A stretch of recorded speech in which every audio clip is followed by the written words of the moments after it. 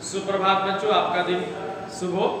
चलिए आज का जो हमारा वीडियो है बच्चों, हम लोग 6 क्लास का बनाए हैं, जो कि अतीत से वर्तमान किताब का 12वां अध्याय नए साम्राज्य और राज्य।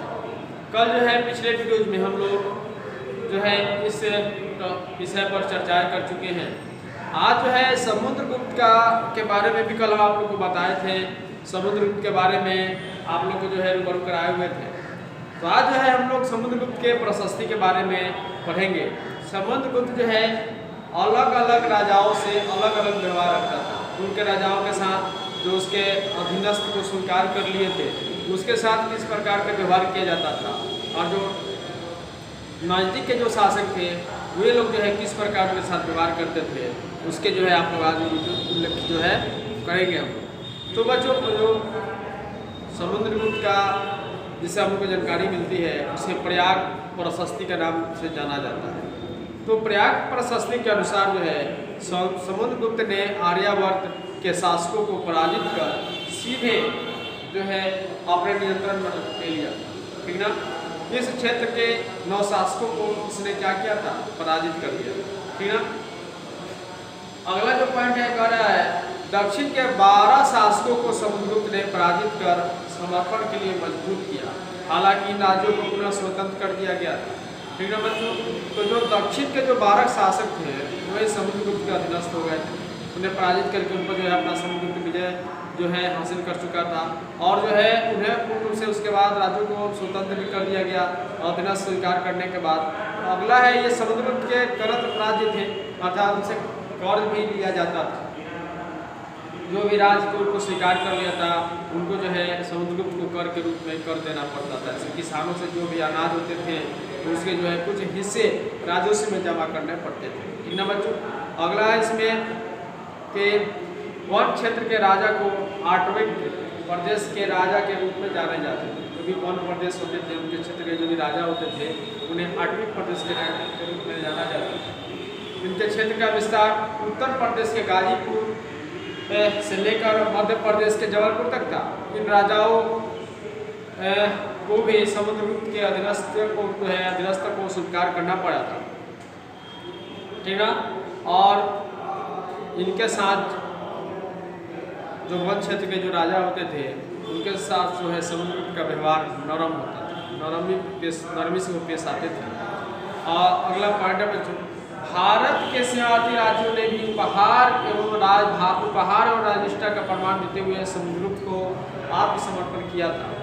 इस राज्यों का पूर्व और कामरूप, बंगाल का कुछ भाग, नेपाल, उत्तर प्रदेश, उत्तर पश्चिम और मालवा और जुनायक, योधे, अम्भीर आदि कई गणसंघ जो थे वो शामिल थे। ये शासक उपहार प्रदान करते थे, राजा की आज्ञाओं का पालन करते थे, जो दरबारों में भी उपस्थित होते थे।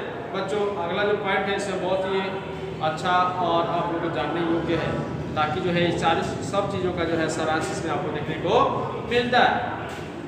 कह रहा है बाहरी क्षेत्रों के शासक जो शायद शकों एवं कुषाणों के वंशज एवं सिंहल प्रदेश के शासक थे, इन सबों ने समुद्रगुप्त की अधीनता स्वीकार की तथा वैवाहिक संबंध भी स्थापित किए। इनकी विदेशी नीति पर समुद्रगुप्त का प्रभाव था। जो भी इनके था उनके साथ जो है अधीनस्थ जो बाहरी क्षेत्र के कुषाण के जो वंशज थे वे लोग उनके साथ जो व्यवहारिक संबंध स्थापित किए थे, और विदेशी नीति पर भी जो है इसका अच्छा खासा प्रभाव पड़ा हुआ था। इस तरह आप देखते हैं कि समुद्रगुप्त ने उपरोक्त विजित प्रदेशों के लिए अलग अलग नीतियाँ अपनाई थी। जहाँ उसने आर्यावर्त के राज्यों को सीधा अपने नियंत्रण में ले लिया, ठीक ना। वहीं दूर के राजाओं एवं आर्कटिक प्रदेशों के साथ नरम व्यवहार किया गया, ठीक ना। उसकी बुद्धिमत्ता का सूचक है, क्योंकि उस समय संपूर्ण भारत पर सीधा नियंत्रण स्थापित करना आसान नहीं था, क्योंकि भारत जो था बहुत ही विस्तृत क्षेत्र में फैला हुआ था। इसलिए उन्होंने क्या किया कि जो भी राजा इनकी अधीनता को स्वीकार कर लेते थे वो जो है उसके छोटे छोटे राज्यों में बांट कर उसे जो है उस राज्य को सौंप दिया जाता था और उसे जो करत के रूप में कर लिया जाता था, ठीक ना बच्चों। अब आपको देखना है कि आगे की तरफ अगला जो हम लोग का जो टॉपिक होगा, पॉइंट होगा, ये जो समुद्रगुप्त का जो प्रशस्ति था, प्रयाग प्रशस्ति, वो संपूर्ण हो चुका है, समाप्त हो चुका है। अगला जो हमारा पॉइंट है बच्चों को चंद्रगुप्त द्वितीय का, जिसका शासन जो है 375 से लेकर 1415 ईस्वी तक रहा है। ठीक ना।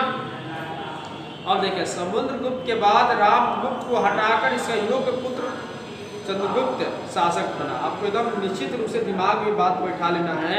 आप लोग किताब के माध्यम से इस बात को भी पढ़ना है, इसे नोट करना है मुख्य बिंदु में, ठीक ना। कह रहा है समुद्रगुप्त के बाद रामगुप्त को हटाकर इसका योग्य पुत्र चंद्रगुप्त द्वितीय शासक बना। इसके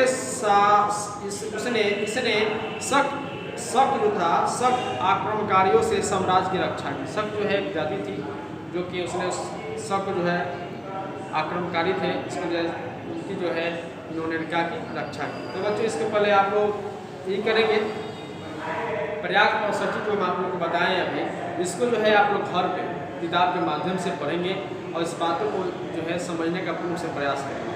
अगले वीडियो में हम लोग जो है चंद्रगुप्त द्वितीय के बारे में जानेंगे कि चंद्रगुप्त द्वितीय जो है समुद्रगुप्त के बाद रामगुप्त का हटाकर इसका योग्य पुत्र चंद्रगुप्त द्वितीय शासक बना।